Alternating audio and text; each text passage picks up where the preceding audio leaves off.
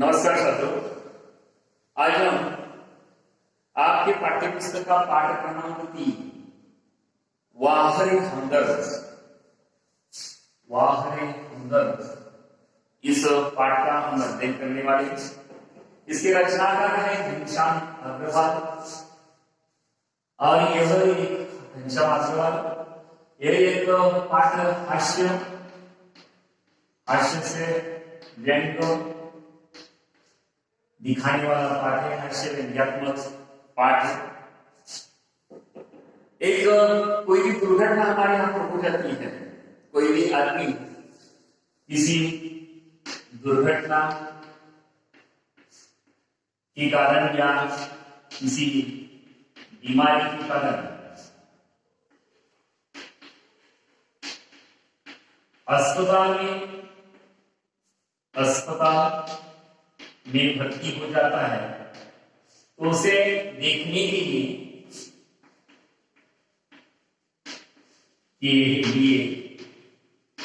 या फिर उसकी पूछताछ करने के लिए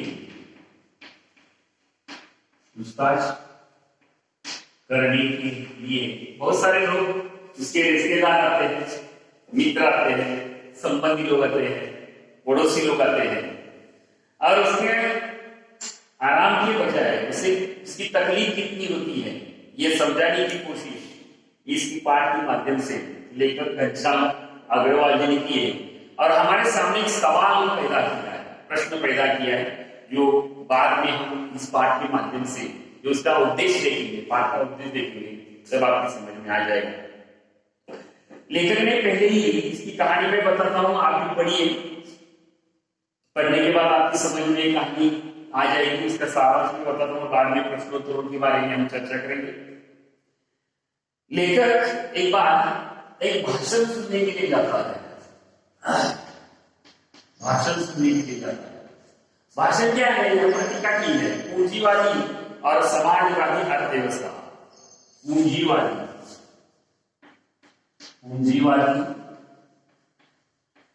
और समाजवादी अर्थव्यवस्था। अब पूंजीवादी का मतलब जानते हैं हम किसे कहते हैं? भांडवलशाही। और समाजवादी मतलब जानते हैं, समाज का साथ ये एक दूसरे के खिलाफ है। और इसके बारे में भाषण सुनकर आए थे और साइकिल से बाहर आए थे कि लेखक समाजवादी के वो पात्र है, साइकिल से आए थे, गरीब होने वाले। और उसी समय पूंजीवादी भांडवलशाही वाली कार आ गई। लेखक चल रहे थे साइकिल से जा रहे थे और ये पूंजीवादी आगे उनकी कार आ गई और इनमें एक्सीडेंट हो गया। कैसे हो गया, क्या हो गया मालूम नहीं, एक्सीडेंट हो गया। और लेखक की जब वहां पर उसकी टांग टूटी, इस एक्सीडेंट में लेखक की टांग टूटना मतलब टूटी मतलब ये अलग नहीं की है, टांग टूटना मतलब उसमें रुकावट हो गई, उसे बैंडेज करके ना, उसी प्रकार लेखक बेहोश हो गए। और लेखक की जब आंख खुली तो लेखक ने पाया कि वो एक अस्पताल में है। कौन से अस्पताल में है? तो सार्वजनिक अस्पताल में है। जैसे सार्वजनिक अस्पताल, प्राथमिक आरोग्य केंद्र, सीपीआर ऐसा होता है ना, सरकारी, उसी प्रकार अस्पताल में है। और इर्द गिर्द उसके कोई चीर परिचित अपरिचित ऐसे चेहरे वो दिखाई देते हैं और पूछते कहाँ वगैरह वगैरह पूछते हैं। लेखक ने यहाँ पर ये वर्णन करते समय कुछ उदाहरण दिए हैं।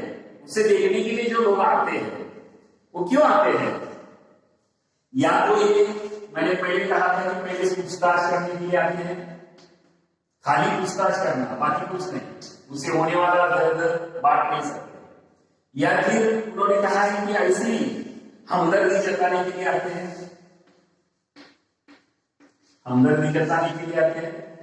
मैं आया था ये समझ में आना चाहिए इसलिए कभी कभी आते हैं, सूरत दिखाने के लिए आते हैं, फुर्सत से आते हैं, जब भी चाहे आते हैं।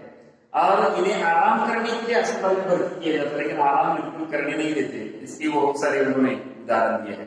परिचित आते हैं, रिश्तेदार आते हैं, वगैरह वगैरह आते हैं। पाठ पढ़िए, आपकी समझ में आ जाएगा। तो वहां पर बहुत सारे जो लोग आए थे, इसके कारण क्या क्या नहीं हुआ। एक आदमी आता है, उनकी टांग को दबा कर देखता है, जिस टांग में वो बैंडेज किया था ना, उसको वहां पर उसे फ्रैक्चर हुआ था, वहां पर किया था, उसे दबा कर देखता है, कहता है, दबाता है और कहता है कहिए कैसा दर्द है। अब क्या बताएगा वो? जो मरीज होते हैं उन्हें ही मालूम होता है कि क्या दर्द होता है।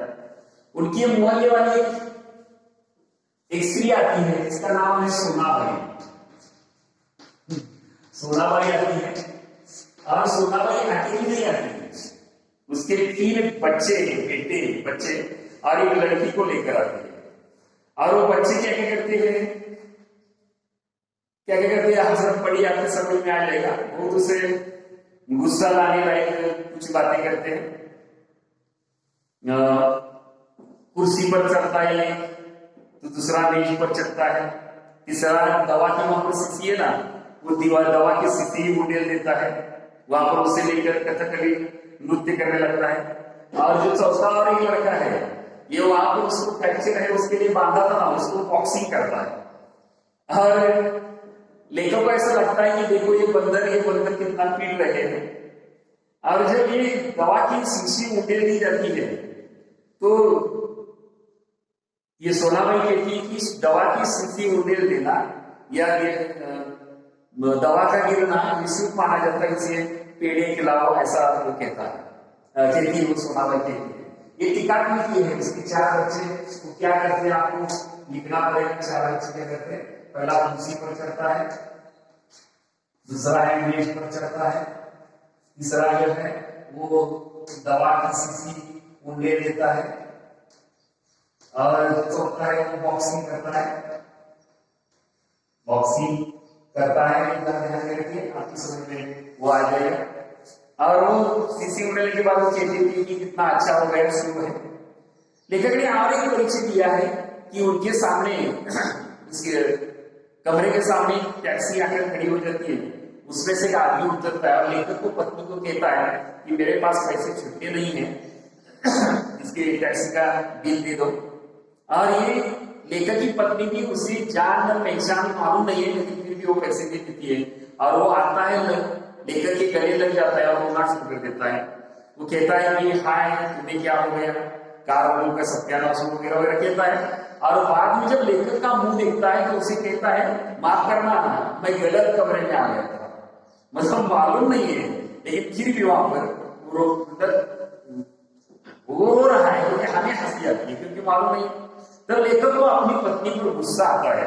क्यों गुस्सा आता है कि कोई जान पहचान न होते हुए भी उसके उन्होंने पैसे भी दिए, इसलिए उसे गुस्सा आता है।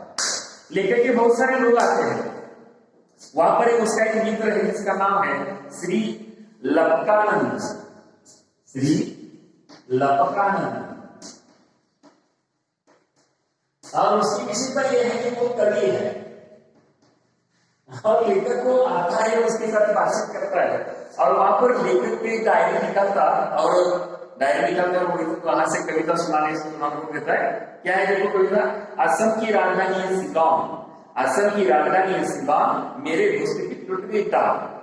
असम की राजधानी है शिलांग, मेरे दोस्त की टूट गई टांग, मोटर वाले तेरी साइकिल रॉन्ग। इस सीधी सारी कविता कर लेता है। आप लोग भी ये कैसे कर सकते हैं। लेखक इतना तंग आ जाता है कि कैसी कविता वगैरह वो पूछता है, वो लेखक तंग आ जाता है सारे देखने वालों को।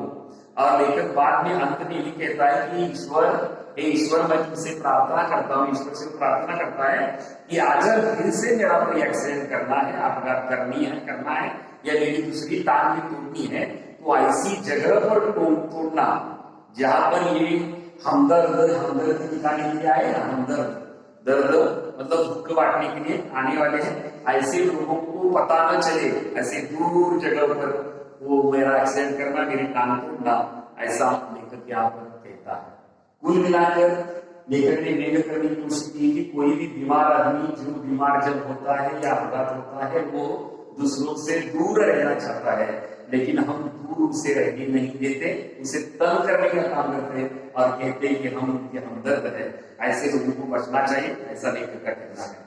चलिए इस पर मुहावरे देखिए। टांग अड़ाना, टांग अड़ाना, यहाँ पर टांग उठना लिखा है मैंने, टांग अड़ाना भी, अड़ाना, बीच बीच में रोकना। हाँ, बहुत सारे लोगों को गंदी आदत होती है ऐसे बीच में पाँव मारते हैं, टांग अड़ाते हैं।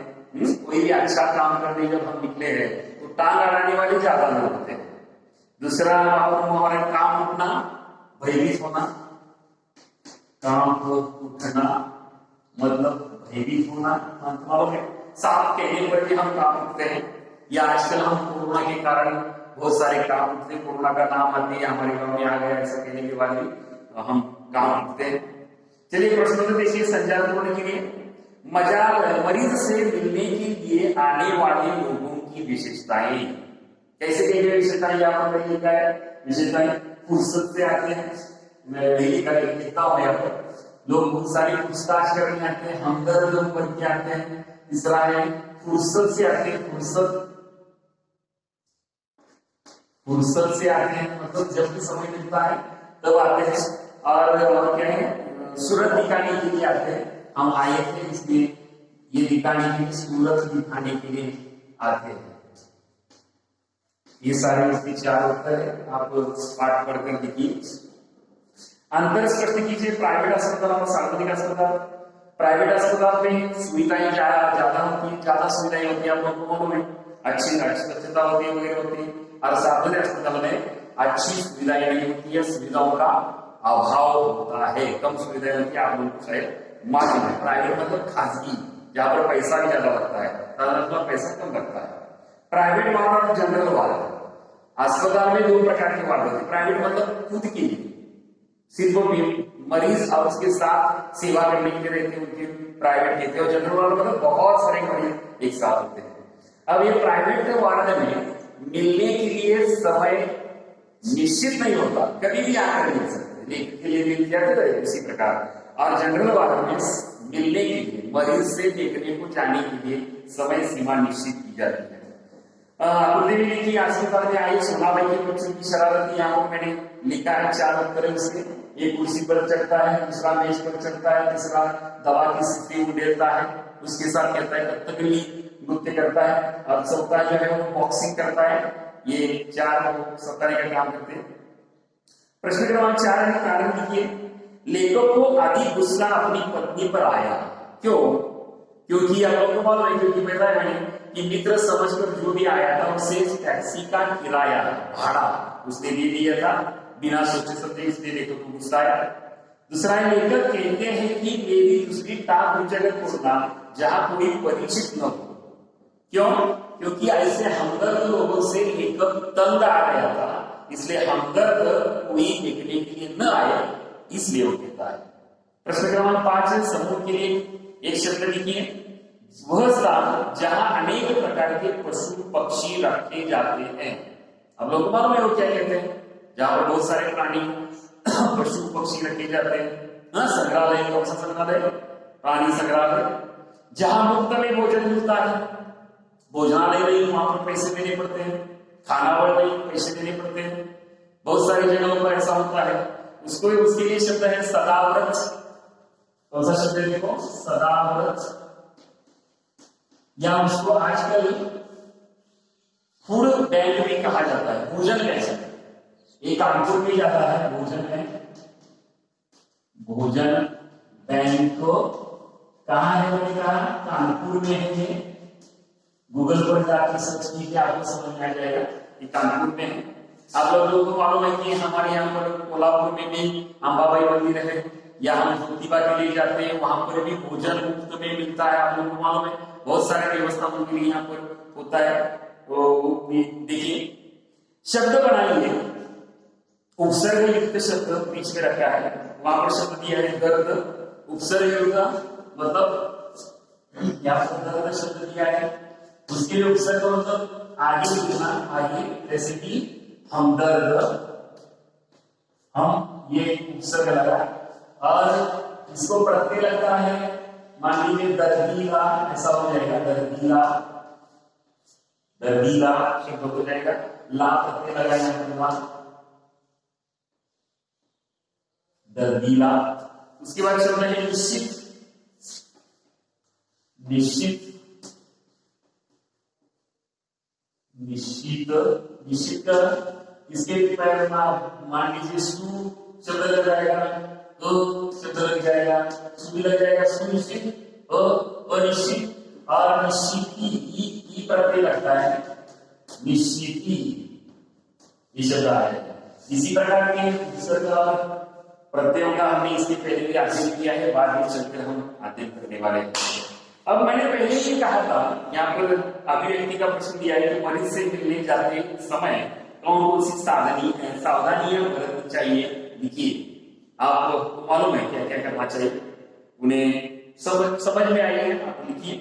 लेकिन और एक प्रश्न वहां पर लिखिए, क्या मरीज से मिलने जाने पर शुल्क लगा दिया जाए तो?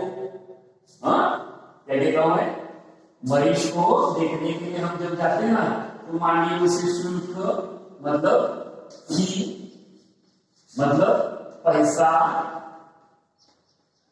दिया जाए तो क्या होगा? आपको कैसा लगता है ये आगे क्या है?